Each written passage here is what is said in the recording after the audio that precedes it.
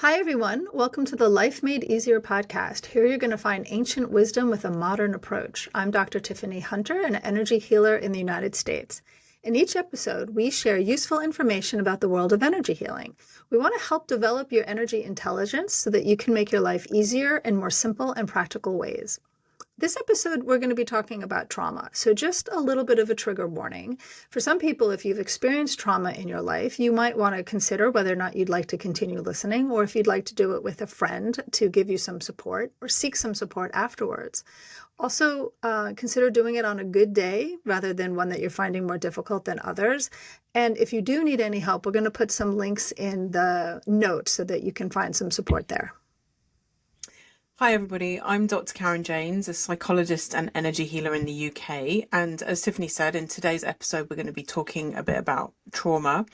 And specifically today, we're going to talk about the role of energy healing, as we both are energy healers, in releasing trauma. And if you haven't already, you might find it helpful to first have a listen to our episode, What is Trauma? Which will help you to understand more about how we tend to look at it and see it. But just in case you haven't had a chance to listen to that, or it was a while ago and you've forgotten, we shall not be offended.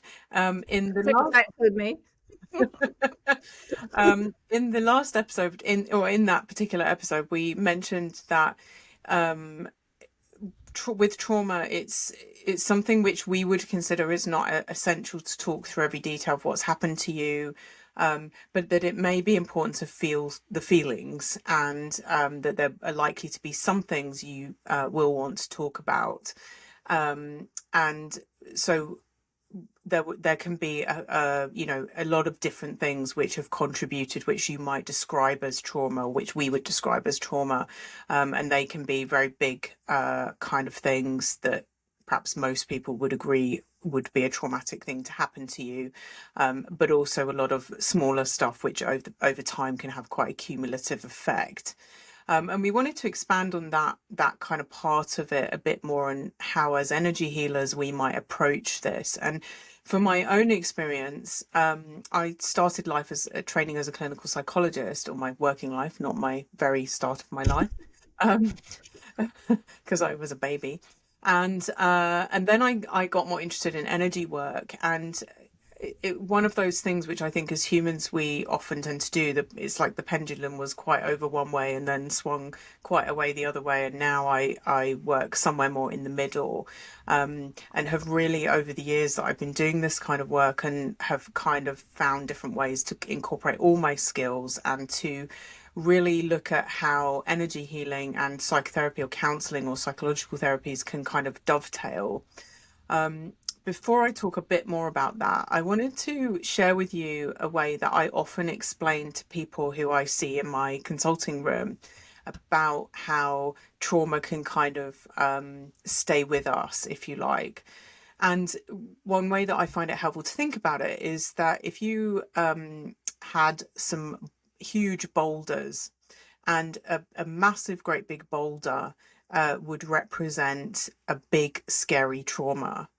Now, most of us may have had none of those happen to us, or maybe had just, one or two. If you've had, some really big challenges, you might have had more than that. But these tend to be the really big, dramatic, very scary, terrifying, big things. And then we can think of rocks, which are much smaller, but still may have quite a significant impact on us. And that might be an event that would be very common for people to experience, such as a bereavement, but maybe it happened in a much more traumatic way than usual, or we had a really, really messy relationship breakup. And then after that, we can think about having perhaps some pebbles and then maybe some grains of sand. And those pebbles and grains of sand, a grain of sand might be, you stubbed your toe in public, but it was in a situation where you didn't feel free to just go, oh, that really, really hurt, and now I kind of want to cry for a minute, and had to kind of swallow that emotion down. And pebbles may be a little bit bigger than that, so somewhere between our rocks and our grains of sand, kind of rejections, upsets, not getting a job we wanted, things that can feel quite upsetting in the moment, but in the grand scheme of things are generally not kind of the, terrible, terrible things that happen to us. And with all those things, if we're not free, if we're not able to process and feel and experience, be free to express whatever we need to express, with any of those sort of levels of things, we will keep that energy, that charge in our system. And one of the challenges that I think when I was working as purely as a psychologist that I had sometimes was that this sense of like, well, people can tell me often about the big, scarier, difficult things that have happened to them, and they may well need to talk through some of that stuff. But often a sense of like, if there isn't anything really big and obvious, or maybe there's something else going on that we're not quite getting to. And those pebbles, those stones, that sand are often the kind of almost like the glue that can keep other sort of symptoms, if you like, intact. And particularly if you're starting to have physical symptoms of, stress or emotional problems, that may well be caused by a whole series of small things. And just to use my stubbing your toe example, if you turned up in a therapist's office, it's unlikely you're going to even remember that.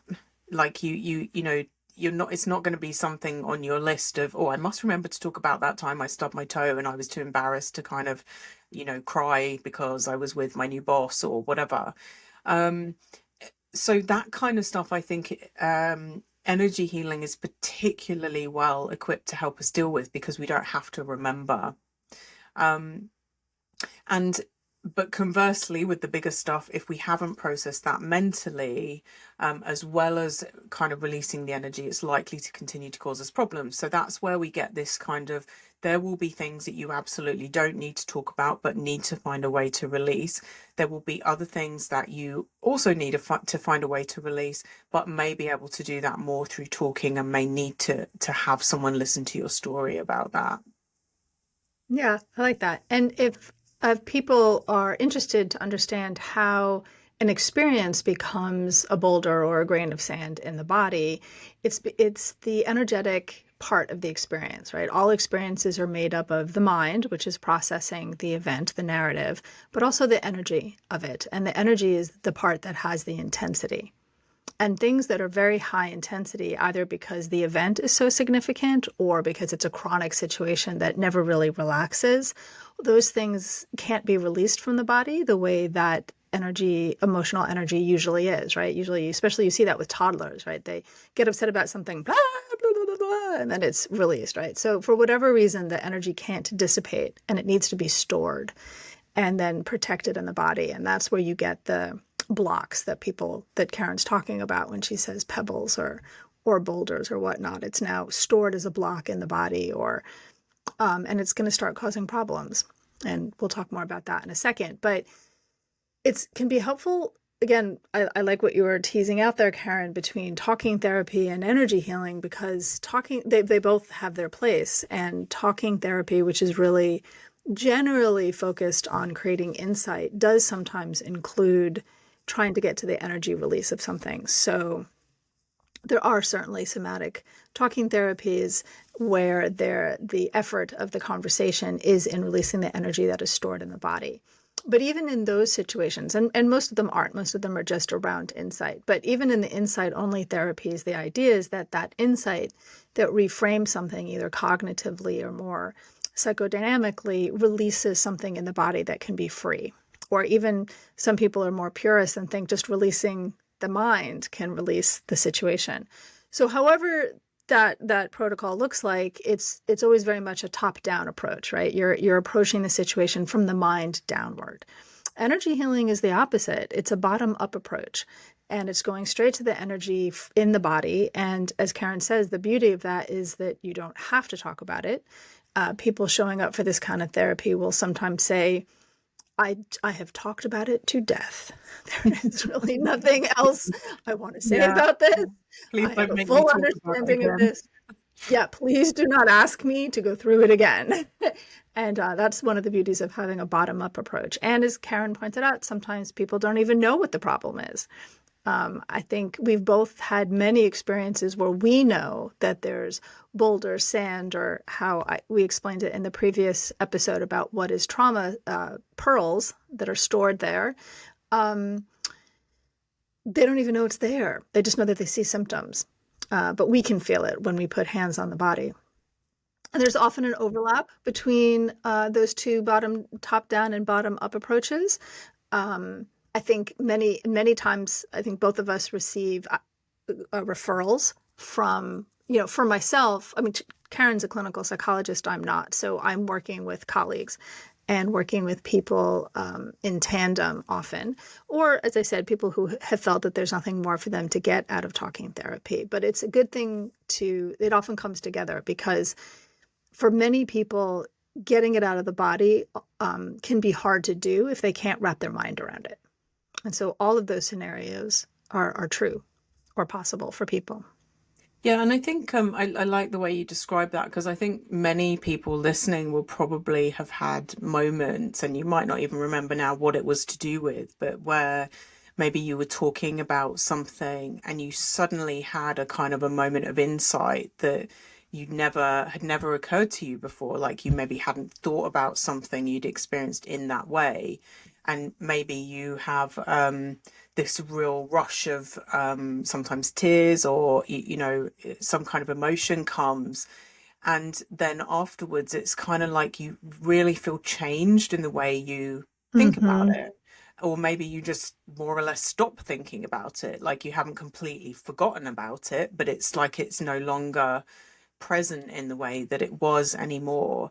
But equally, you may well have had experiences of talking about something which bothers you over and over, and maybe you've even cried about it a number of times or got really angry about it a number of times, and still somehow it doesn't, you don't feel differently about it.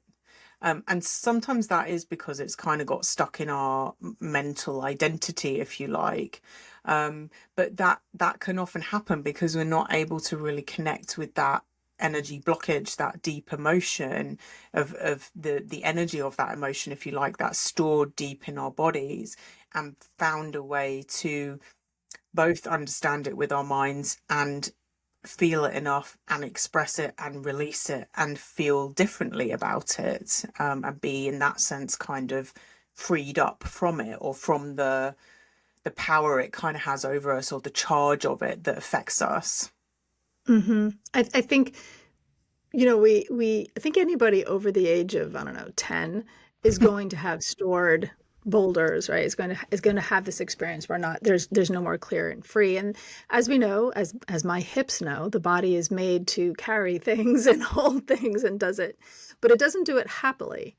And so when those blocks are stored in the body, there's consequences to that. And sometimes the consequences are being more easily triggered. If you think about what's the energy that's inside the boulder or comprises the boulder, it matches things that are going on in real time. And a little like the high school physics um, uh, theory that people talk about of resonance, right? If you have an energy that's stored in your body and it's matching the energy that's going around you, say shame, that shame that you're feeling in real time is going to be heightened because the boulders inside of you that match it are going to make the volume seem much higher. So when people talk about being triggered or being overly sensitive or being overly reactive, that is often the thing. And then similarly, the body's experience of having to just keep all of this intact and not leaking into the system, just keeping it at bay, is also exhausting. And if you have too much of that, it can be hard. And a little like a piece of silt on a stream that begins to start all dams begin with a tiny twig. This can be the case too. And so it's energy healing that goes straight to the body is a really wonderful way of cleaning some of these things out.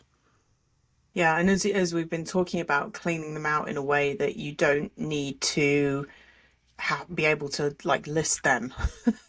Yeah, you know, you Yes. can, yeah. And I was just thinking as you were talking there, Tiffany, that it's almost like I guess it is like a dam, you know, and at some point the water stops flowing, or the bucket gets full, or the whatever, you know, image you want to use.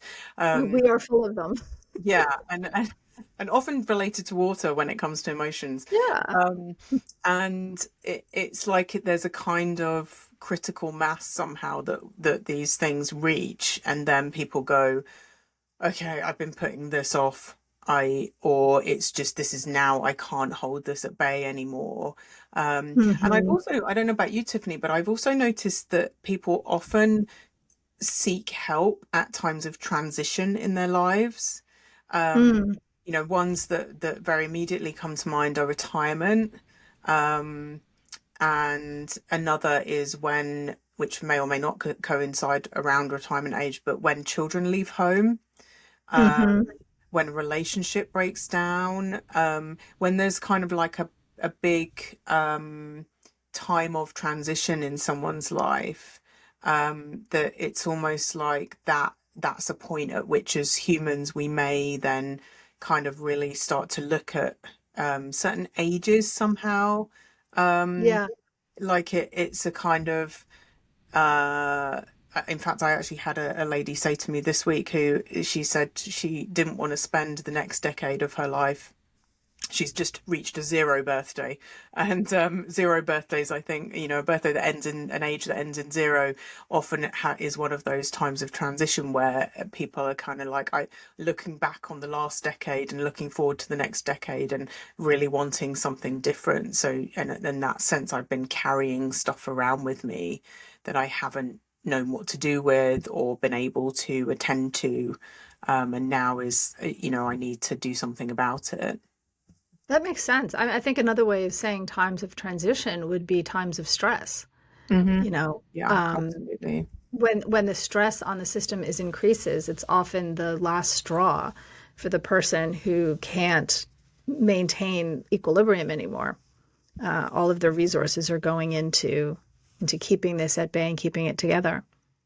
The other time I see a lot is people who are going from what we think of as whack-a-mole issues, right? You have one issue and you solve it, and then it pops up someplace else, and then you solve that and it pops up someplace else, or the same thing gets solved and then pops up again and pops up again and pops up again. And when that happens, it's usually because although symptoms show up in the emotions and mind and the body, sometimes the cause of the problem is actually in the energy anatomy. And so if you're not getting to the energy anatomy, you'll get a whack-a-mole situation because you're not solving it at the core. And that's very true if there's stored trauma in the body, because that effort that it's taking or that dam that's increasing has, it kind of acts as the glue that keeps the symptoms intact. And until you release that glue, the symptoms won't clear up completely. Yeah, and it's I kind really of, wish we had a. and I was just gonna say, it's kind of like sticking a load of plasters over. You know, you keep Mhm. trying to find you know, I'll take this supplement, or I'll do this exercise, or I'll, you know, and we're not actually treating that root cause. Yeah, I was going to say that I wish we had a better word than trauma. I think it's a little like love. It's just encompassing too wide an experience. Yeah, Yeah. yeah, and we don't, and we'll do our best with what we have. We will. We will. So, other things to keep in mind when it comes to understanding how energy healing can help with trauma is that I was going to say mindfulness and meditation may not be the best place to start, but the slight wryness you hear in my tone of voice is because mindfulness and meditation is not actually energy healing, right? But people do think of it as an alternative method, and they're often bundled together. But because the body's experience is to keep these blocks at bay and to separate it from the rest of the system, which is why I think of as pearls, right? Because pearls are sand that have been coated to keep separate from the rest of the system. It can be very difficult sometimes to sit down and put focus on the body and put focus on how we feel. It can be quite triggering. And many people who are sitting down who are trying to do a meditation may find that to be the case. So if that is your experience, don't feel like that's a failure. Just go find yourself an energy healer and see if you can get some of that cleaned out. And it will be much easier to come back around again to the meditation or mindfulness exercises, because your body will be a more peaceful place for you.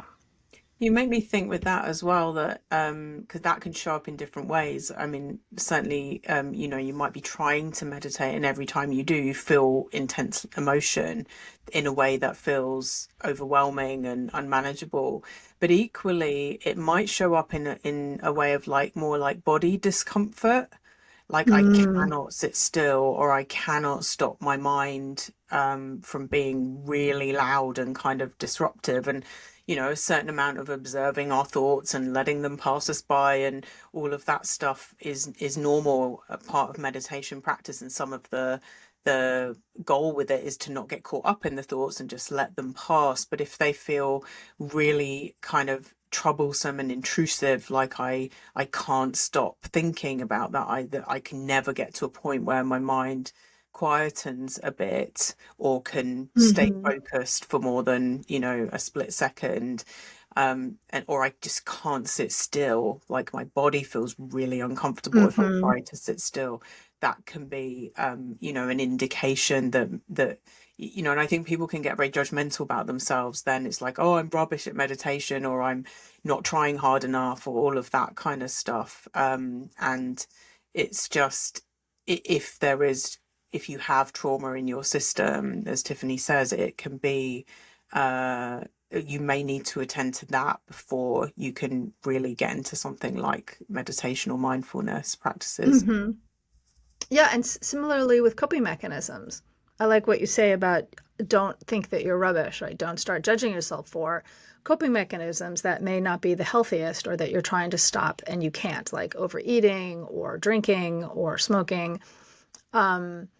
These things that we or exercising too much, because these are often coping strategies that help us tolerate the trauma that was stored in our body. And for most people, we can white knuckle that for a short period of time.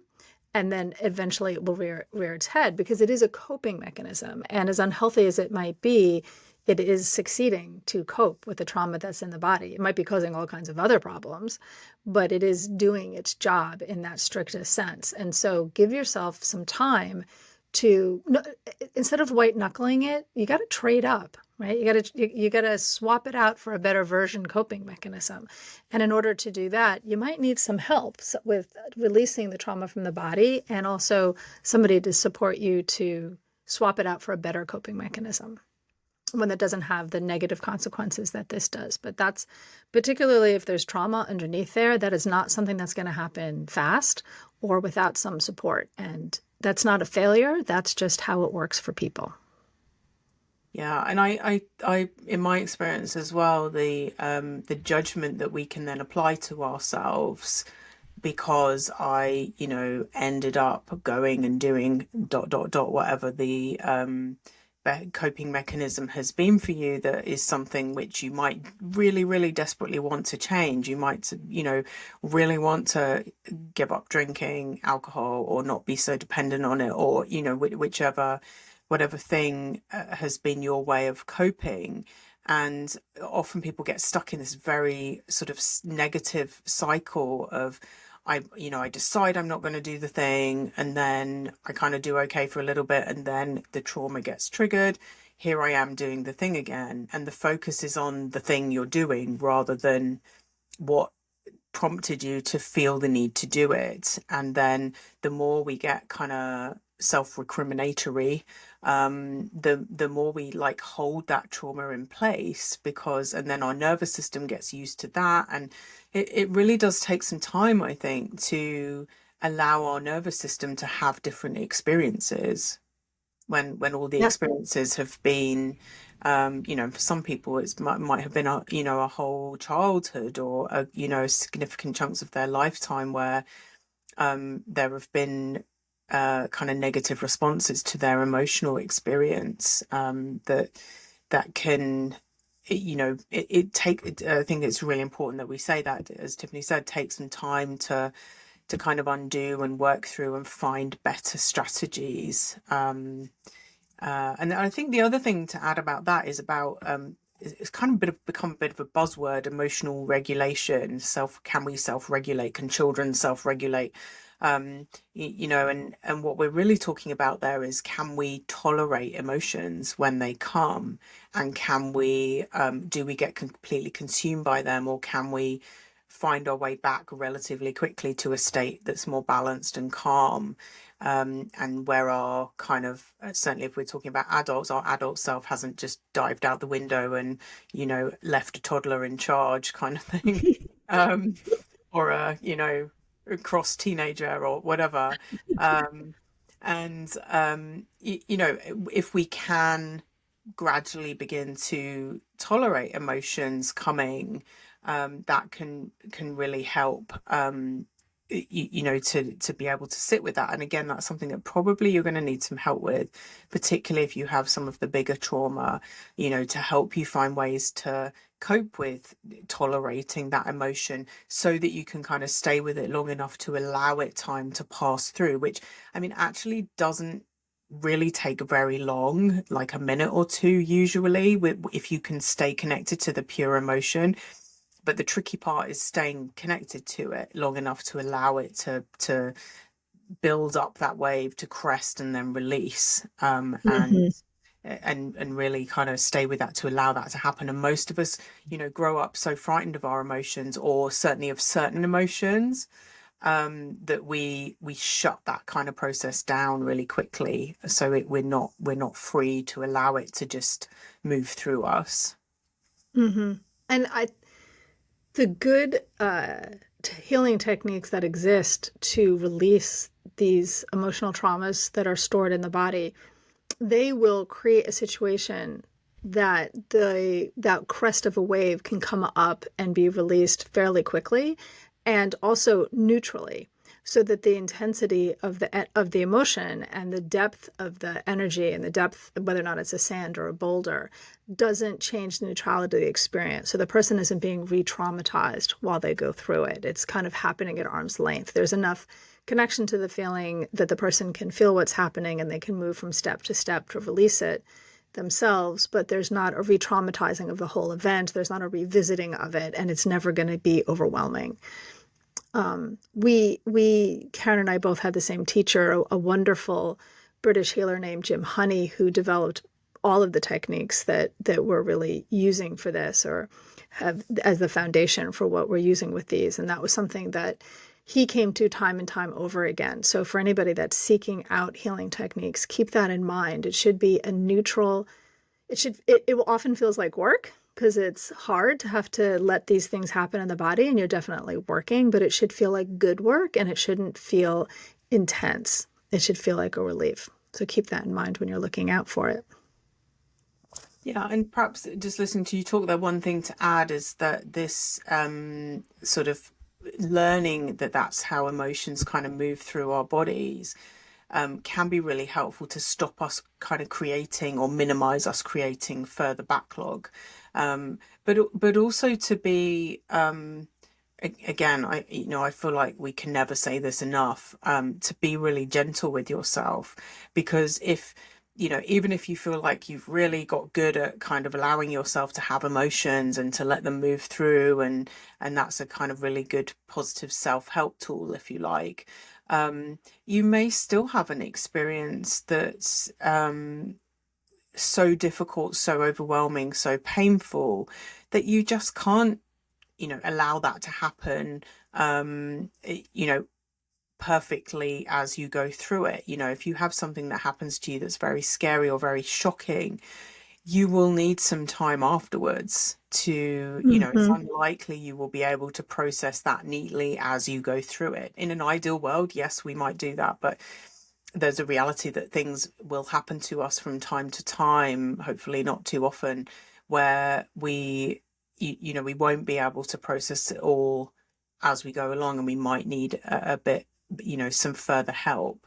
And then I think the last bit I want to say on that kind of area is about, there are many good reasons why we stored this stuff away, why the perhaps simplest of them is that many of us grew up in families where, however caring they were, however well-meaning they were, nobody else knew how to really process emotions effectively. So nobody could really teach us how to do it well. And, what we knew was cheer up, it will be okay. Or, that kind of approach. Or, maybe the other people around us were also scared of some of these emotions. So they couldn't help us with it. And then, there may be situations where it simply wasn't safe or it was too big. And there was no one around who could give us a safe enough place, or a supported enough place in order to not have created this backlog. Absolutely. I think Tiffany said if you're over 10, for some people younger, you will have some stored stuff, if you like, because stuff being our regularly used technical term, um, because it's very hard for us living in the world we do to be able to just neatly always be processing stuff as we go along.